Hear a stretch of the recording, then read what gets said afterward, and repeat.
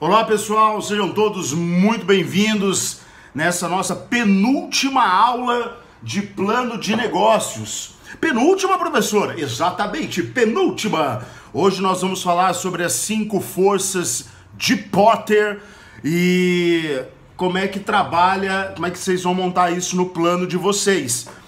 Meu nome é Felipe Guerra, professor do Tableau. Ah, desculpa, hoje eu tô sem uniforme porque eu esqueci de lavar. Daí eu pus pra lavar ontem, mas aí ele não secou ainda.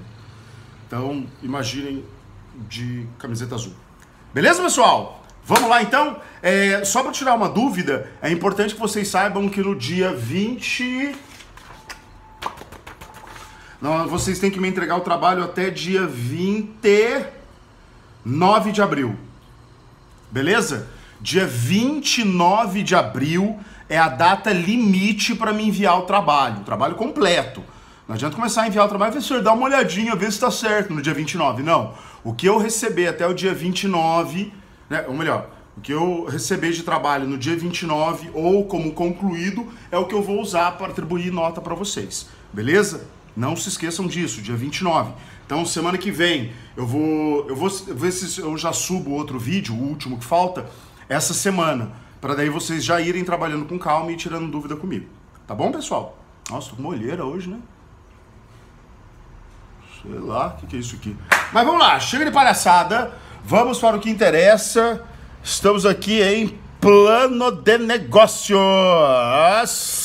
Esse plano de negócios de hoje vai ter o patrocínio sempre de Harley Davidson Motorcycles, Colégio Tableau e o tio Felipe Guedes. Nesse plano de negócios que nós vamos ver hoje, nós vamos falar sobre as 5 forças de Potter.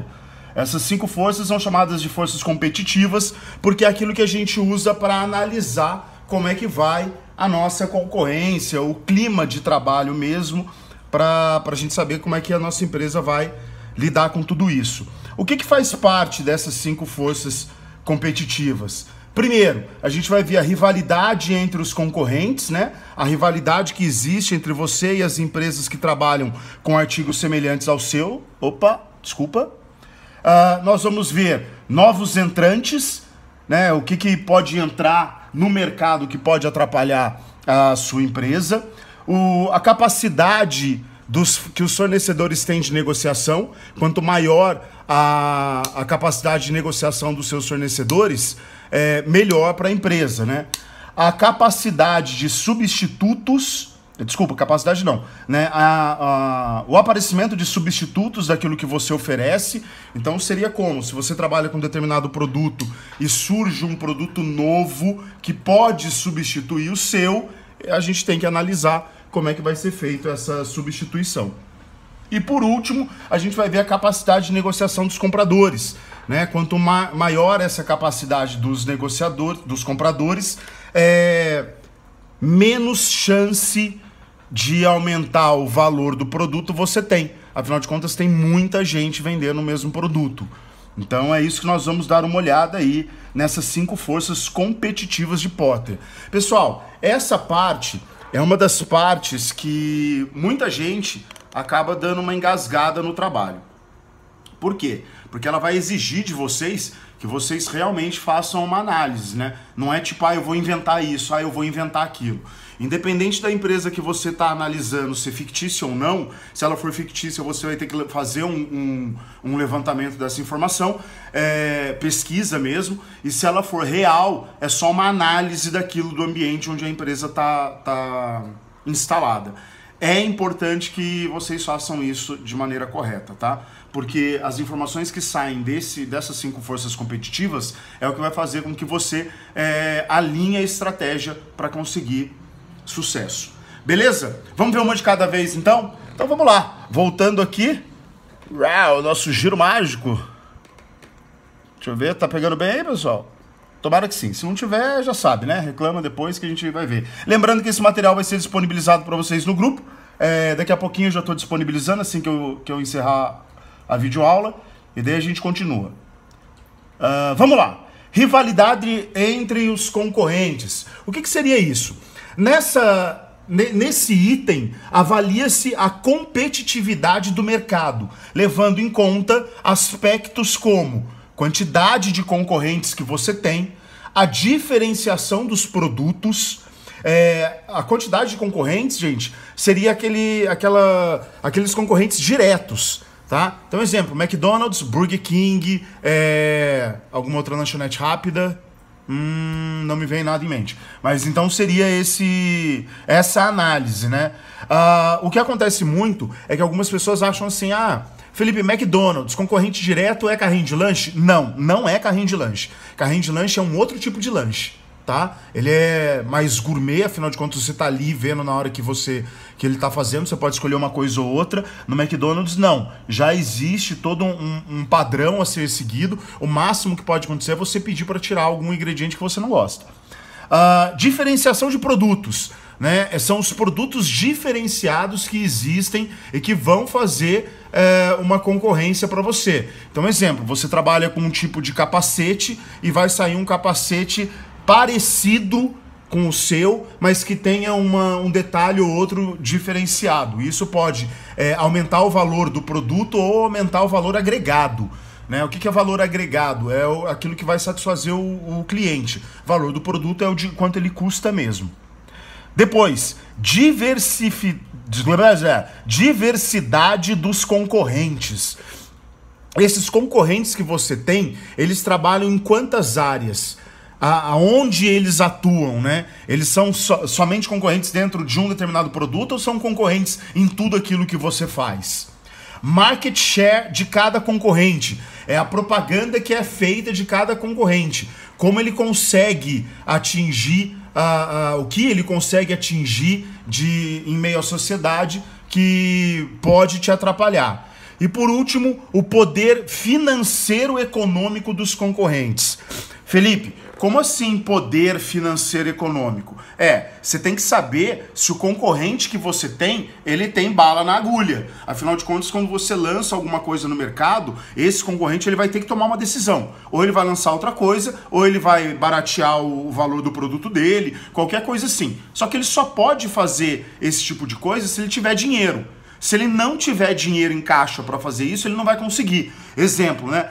Felipe, como assim? Se ele quiser, ele pode baixar o preço do produto dele. Ele pode. Só que essa margem que ele está baixando é uma margem que ele vai estar perdendo. Para ele perder isso, ele tem que ter dinheiro em caixa para aguentar, para ter fôlego, para manter essa promoção que seja, até você baixar a sua bola e fazer outra coisa. Ok?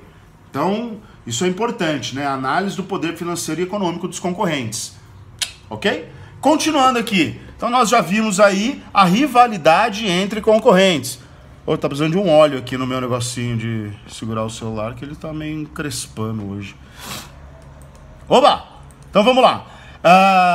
Ameaça de novos entrantes, né? Essa ameaça de novos entrantes avalia a dificuldade de novas empresas entrarem no mesmo mercado que o seu. O que você tem que observar nessa ameaça de novos entrantes? A necessidade de capital inicial para o negócio. Então, como assim? Para abrir uma empresa igual a minha, você precisa aplicar, você tem que colocar, assim, em termos de reforma, para padronizar não sei o quê, 100 mil reais. Então, quando você vê que o capital para iniciar esse negócio é muito alto, né, você sabe que poucas pessoas vão se enveredar nesse caminho, né? Quanto custa a mudança de um determinado produto para um produto igual ao seu? Então, digamos que alguém trabalhe a Kodak, por exemplo, que antigamente fazia filme para máquina fotográfica.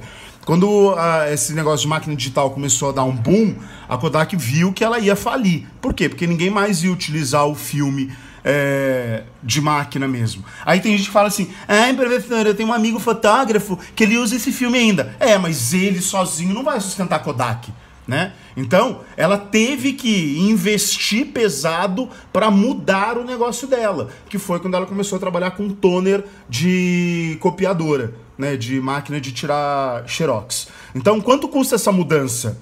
Vale a pena? Porque às vezes os concorrentes estão vendo o seu sucesso, olhando o seu sucesso, e eles falam, puta, eu vou fazer igual. Mas o custo dessa mudança é muito alto, né? Então, é importante que você entenda isso para saber se vai ter novos entrantes ou não. Acesso aos canais de distribuição.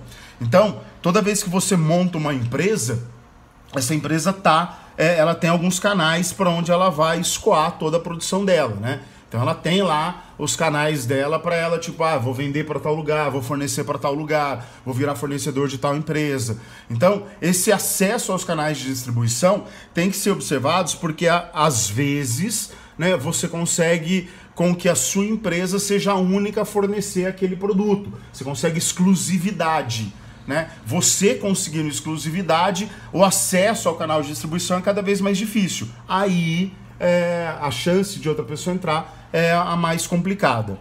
Know-how. O que é know-how? Know-how é o conhecimento no assunto, né? Então, digamos que você tem a sua empresa lá há 25 anos. 25 anos tendo a sua empresa e você, tipo, entende muito sobre isso.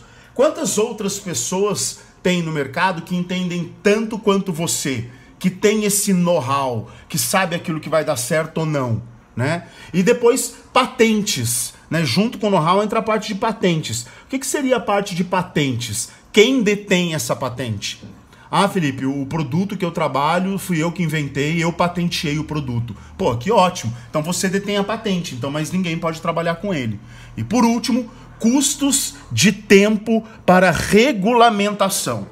Aí tem um exemplo muito legal que eu gosto de dar nesse caso, que é o seguinte. Quando eu tinha 19 anos, eu trabalhei no Bingo, aqui em Taubaté.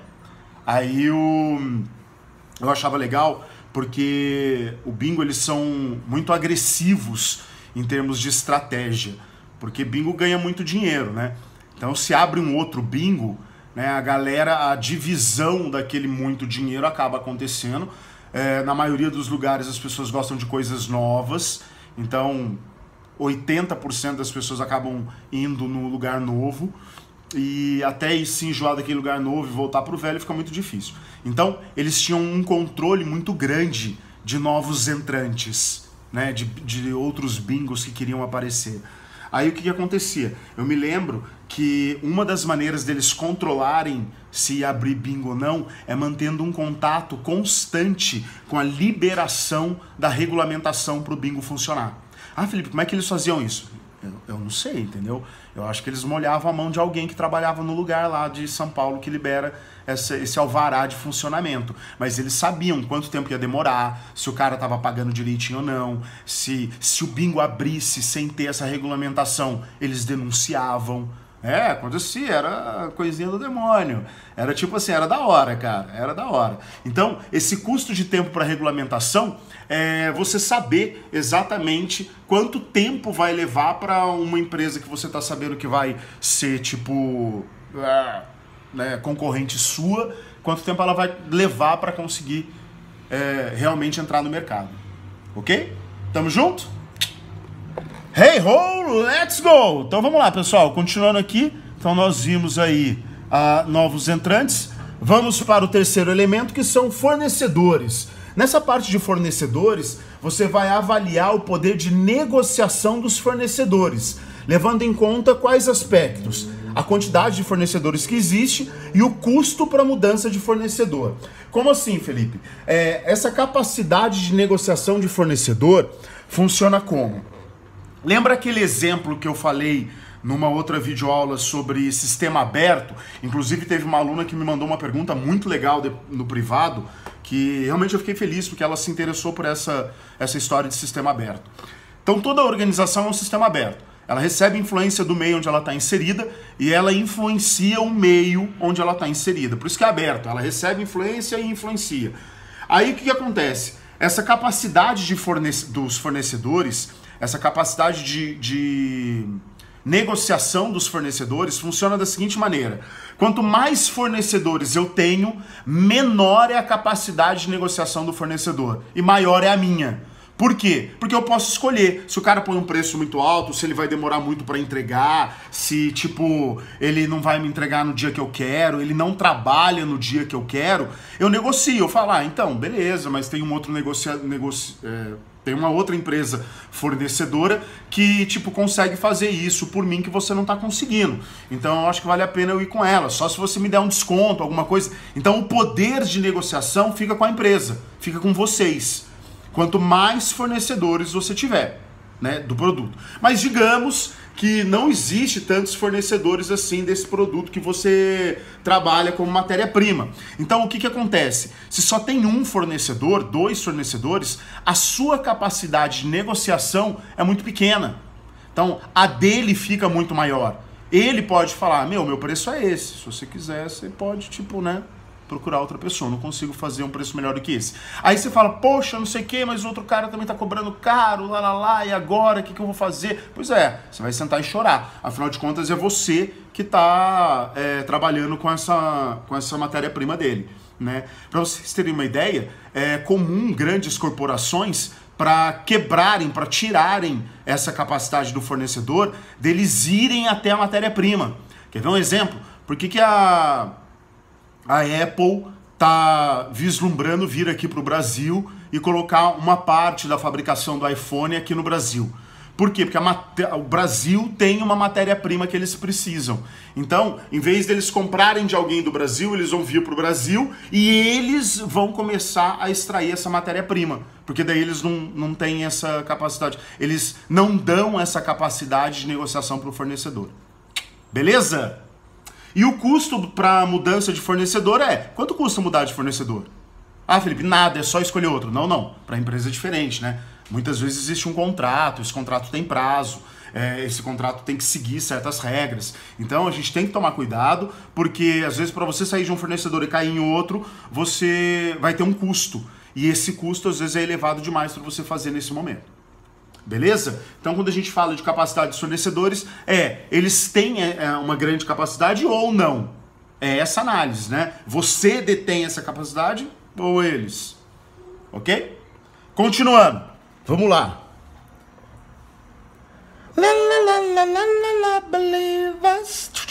Believe us. Vamos lá aqui.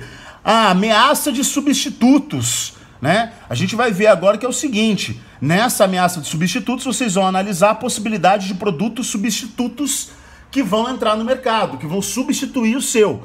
Através do que a gente vai analisar essa possibilidade, Felipe? Propensão do comprador, se o comprador tem interesse em substituir ou não, ou ele prefere ficar com aquele. Relação de preço e o rendimento, né? Então, às vezes surge um produto novo no mercado que vai substituir o seu, mas ele não... ele é menor, ele é mais barato, mas ele tem menos quantidade. Então, você tem que fazer aí a análise de custo-benefício, né? Do rendimento que vai ser para o consumidor, para você usar, inclusive, isso como marketing, caso seja um disparate muito grande. E o custo de mudança para o comprador. Então, é uma análise semelhante, né, à do fornecedor, nessa última parte, que vai analisar como, para o consumidor mudar do seu produto para outro produto que vai substituir, vai ter um custo. Se existe esse custo, ele está disposto a pagar esse custo? Né? É isso que a gente precisa analisar. A propensão do comprador é o quê? É saber se ele está disposto a mudar mesmo. Né? Lembrando que na administração, uma das coisas que a gente mais trabalha é fidelização do cliente. Se o cliente for um cliente fiel mesmo, ele não vai mudar, ou as chances são muito pequenas. E a relação de preço-rendimento eu vendo num determinado tamanho e todo mundo compra. Surgiu lá um produto semelhante, substituto, só que com um tamanho menor. Ah, mas as pessoas estão dispostas a comprar um menor, mais barato, mas comprar mais vezes, ou preferem comprar o seu, que é maior e dura mais, apesar de ser um pouco mais caro. É até aí, gente, que acontece a diferenciação de pessoas, de empresas que compram para a matéria-prima para usar numa grande quantidade, do que para empresas que compram matéria-prima para usar de pequenas quantidades. Nesse caso é que às vezes acontece de ter fornecedores diferentes. Da mesma matéria-prima, mas fornecedores diferentes. Ok? Pessoal, eu tô falando assim de maneira mais rapidinha até, porque depois é que vai cair a ficha mesmo de como vai funcionar isso, tá? Depois eu vou mostrar aqui um gráfico que a gente vai montar para analisar essas forças. Aí vai ficar mais simples de entender, tá? Eu estou explicando tudo agora, mas vocês vão montar provavelmente em fases. Às vezes é até interessante que vocês coloquem tipo assim, tal pessoa procura tal coisa, tal pessoa procura outra coisa, tal pessoa analisa outra coisa e depois junta tudo no Frankenstein do trabalho. Beleza? Mas, continuando, o nosso último item é a capacidade de negociação dos compradores, dos nossos clientes mesmo. Então funciona como, né?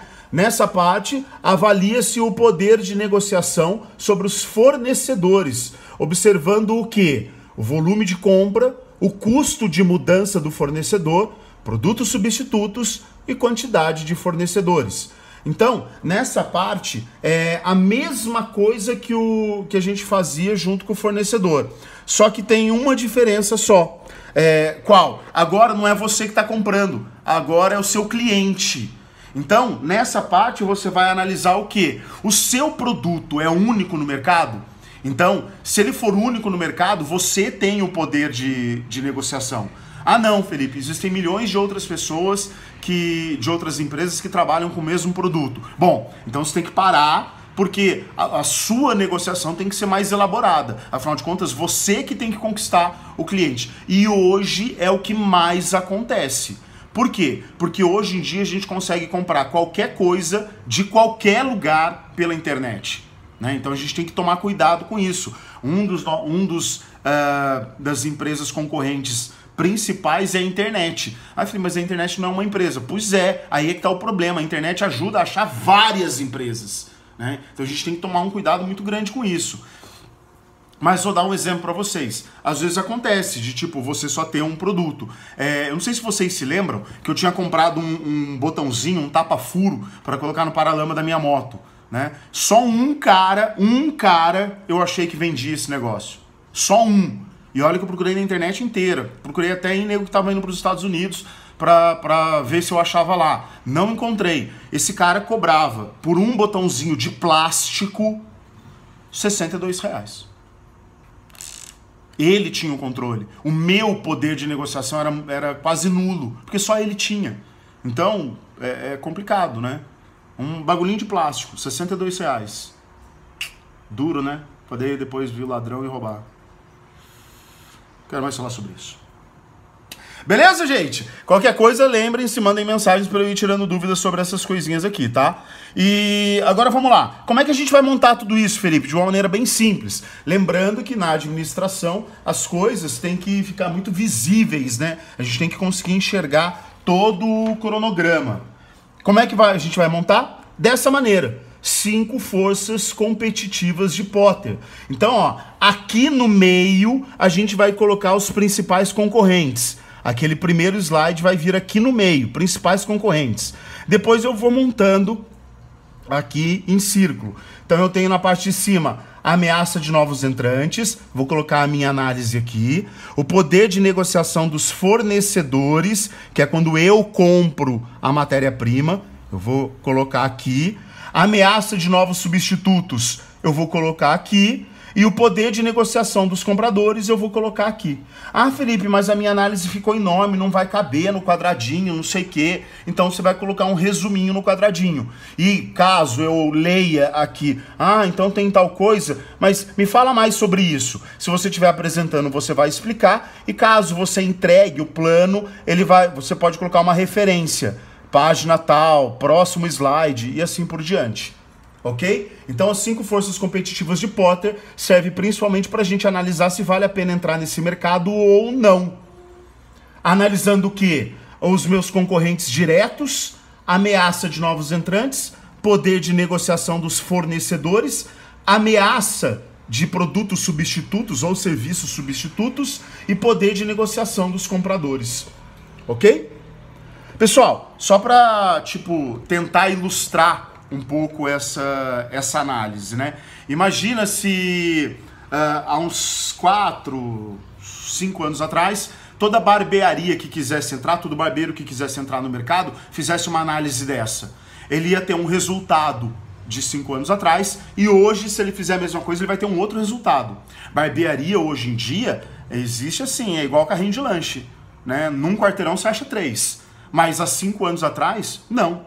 Eu me lembro que quando eu tinha uns 25 anos assim, eu queria deixar o cavanhaque. Só que a primeira vez que você deixa, é legal alguém fazer, alguém qualificado fazer para não deixar torto nada. Depois já tá maiorzinho, você consegue bater a lâmina no pelo e tipo, né, seguir a linha. Mas aí eu tinha que fazer em barbeiro, uns barbeiros tipo de 90 anos, entendeu? 90 anos mesmo, tô falando, tipo, a mão tremia assim, ó. E por que que isso acontecia? Porque não tinha barbearia na cidade como tem hoje. É isso, gente? Deu pra entender? 5 forças de Potter. Quero ver então vocês, não é Harry Potter, hein? Não é o Harry Potters. Quero ver vocês fazendo isso aí do trabalho de vocês e me mandando para eu dar uma olhada, tá? Eu vou postar o vídeo da parte de marketing, da análise de marketing, eu vou ver se eu posto já essa semana, tá? Para vocês já irem acelerando. Mas eu aviso vocês. Pessoal, beijo, tchau, fique em casa, até mais.